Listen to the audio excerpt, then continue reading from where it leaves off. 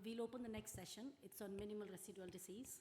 This has been a topic of interest in most hematological disorders and does change treatment or treatment paradigm, but it doesn't at present in myeloma. So the question today is, are we ready for MRD in myeloma? And if we are, where and when? So we have chosen a list of speakers to tell us about MRD. May I request Hannah Giles to come on the podium to talk about mass spectrometry. Before we do that, there is a voting question. Do you have access to MRD testing? You can vote now.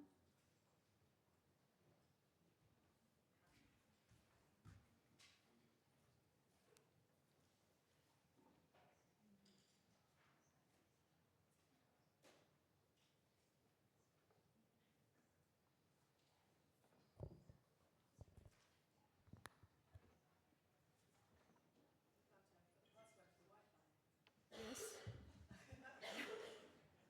It doesn't come through.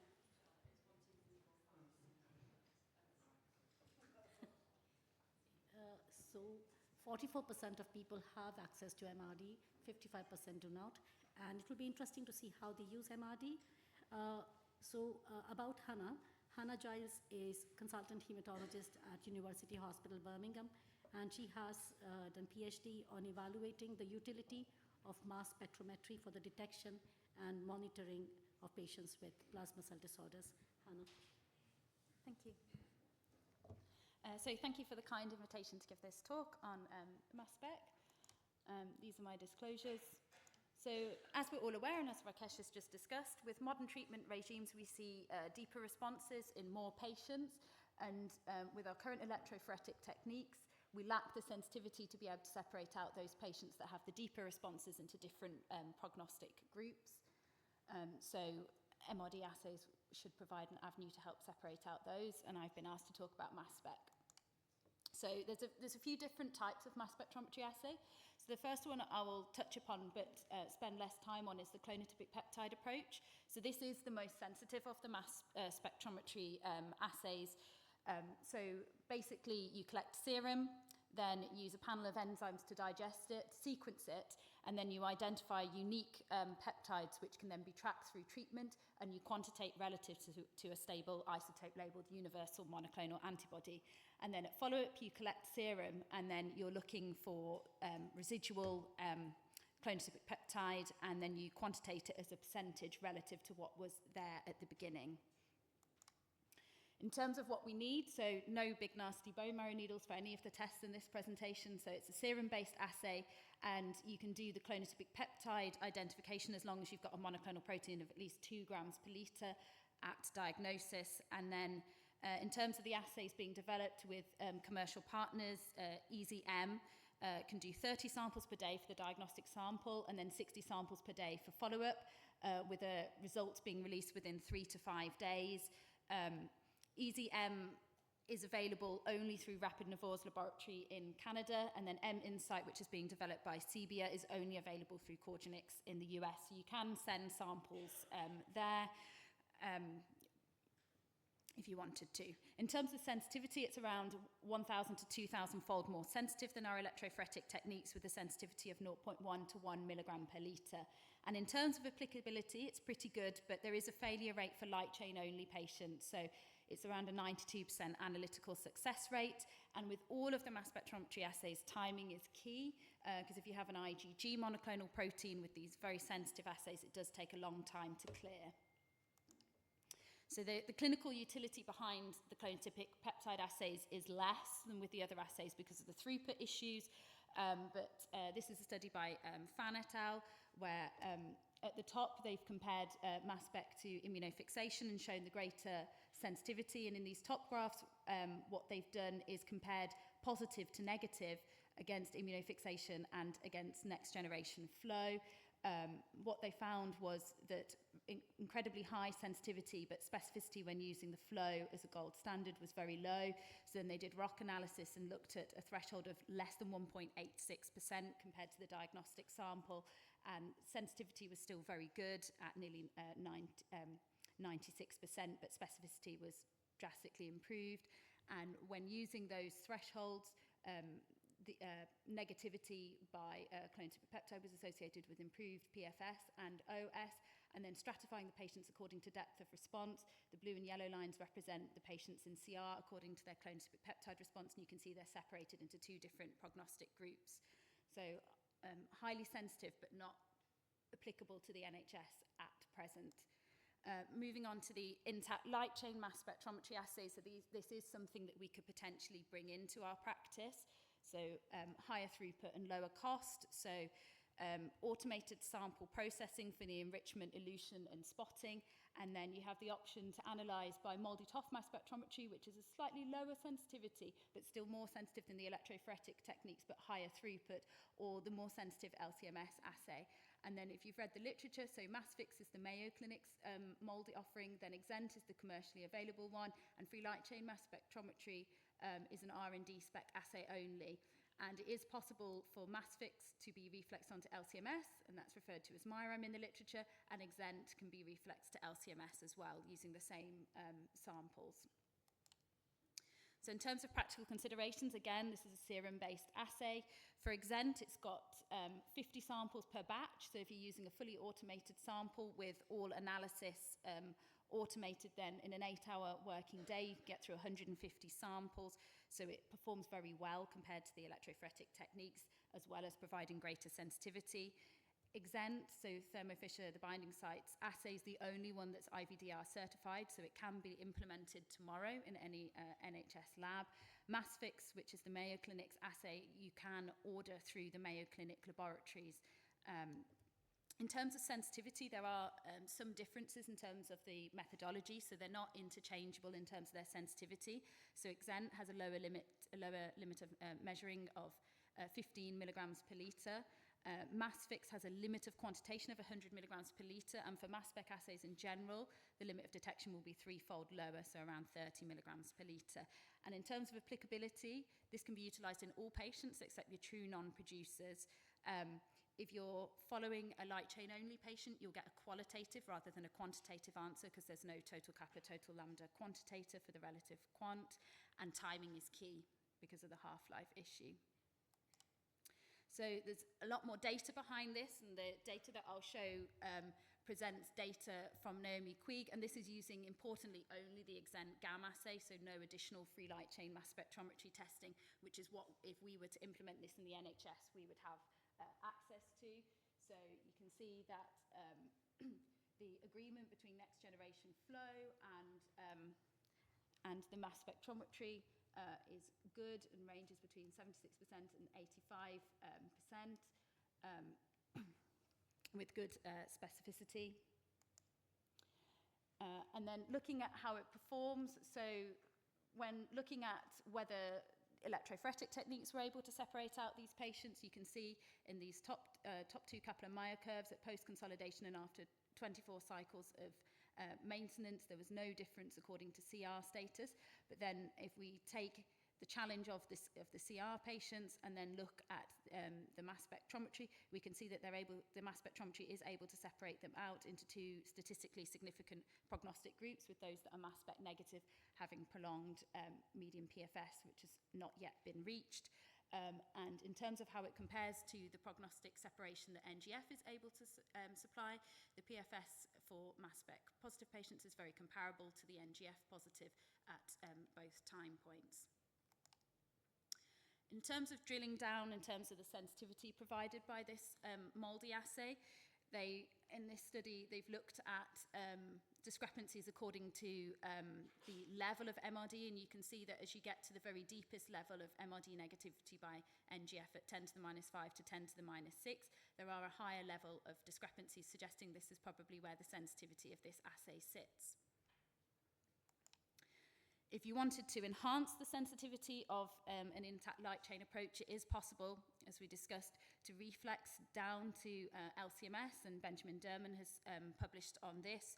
So it's a small study with 36 patients treated with KRD down a transplant-eligible route.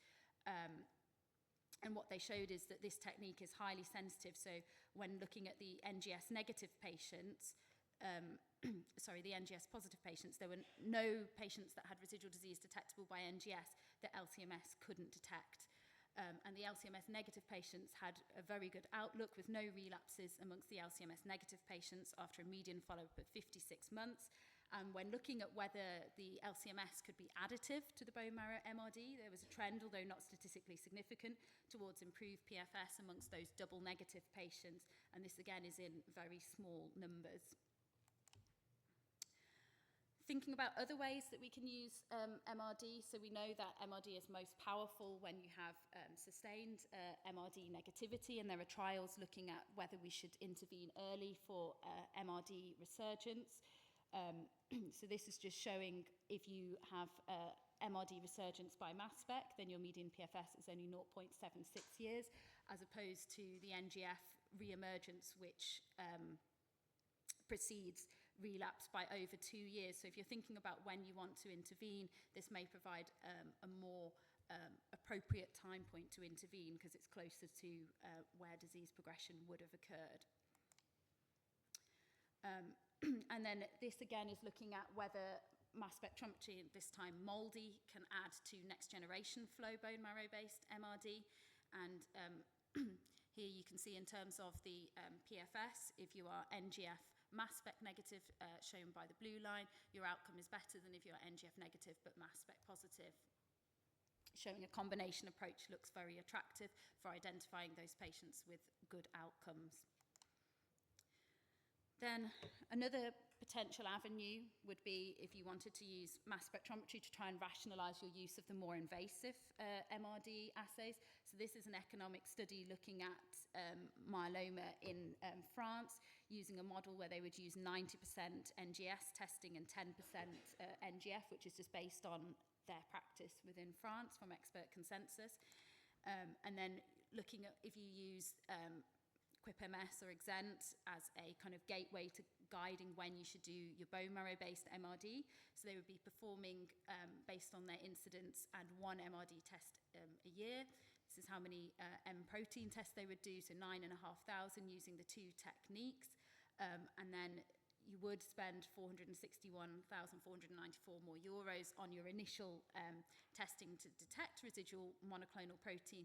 But then because of the higher sensitivity and reduced number of bone marrow MRD tests that you then go on to perform, you then end up with a much lower MRD testing cost, with a potential saving of nearly 2.5 million euros a year. So it could provide an attractive partner for rationalising the other more expensive, more invasive testing. So in terms of the thoughts, so mass spectrometry provides a minimally invasive methodology for enhanced sensitivity for monitoring therapeutic responses, which makes it attractive, particularly when you're going to use serial testing. Exempt is the only commercially available assay, so probably is the most applicable in terms of if we were thinking about implementing something in the next few months, what would be available. By using a blood test, we're able to assess both intra and extramedullary disease, so we're not risking false negativity with patchy residual disease. And then it's a high throughput assay that provides similarly prognostic discriminatory information to bone marrow MRD. And that, if we use that, that could help us personalise our counselling for patients and potentially in the future strategise treatment. And then it may help us also with our resource management. As we know, we're very fortunate that as we get these new regimes, patients are doing better, but that means we have more patients in the clinic. Having better response assessments may help us refine our follow-up strategies. So identifying those patients where we can issue the 3 cycles of lenalidomide maintenance at a time, for example, and that may help us with our kind of management of our clinic list, but also our laboratory colleagues in terms of their electrophoretic workload. And then, as described, so that conversion from negative to positive, because it occurs within months rather than years with mass spectrometry in comparison to the bone marrow MRD, this may be a more attractive time point if we're looking at earlier intervention. And then, obviously, there are studies looking at if we can identify patients that have time-limited treatment. As we've shown, mass spectrometry can be additive on top of those bone marrow MRD assays. So it may help redefine the patients with the very best outcome. And in those standard risk patients with double negativity, this may be the best group for time-limited treatment. Thank you very much.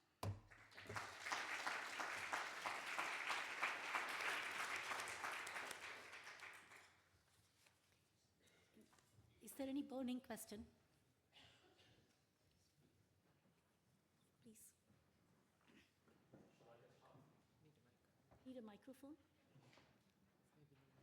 mean, if you can hear me, then it's okay.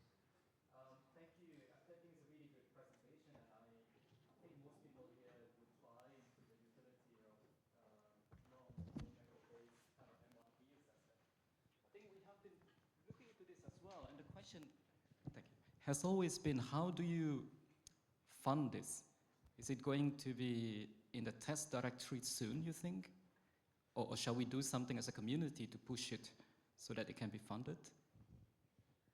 So, I mean, we can probably approach it in different ways, because if we know that they've got a deeper response, then we may be able to test less frequently. So although each individual test costs more, you may be able to offset that by testing less frequently. So we'll see savings in the laboratory in terms of how much we spend. And then if we're able to see the patients less frequently in the clinic, we'll also see gains in terms of how much we're spending in terms of clinic time as well. And then ultimately, you know, if we can identify patients where they can have fixed duration treatment, then we see savings in terms of therapy as well as hopefully quality of life gains for the patients.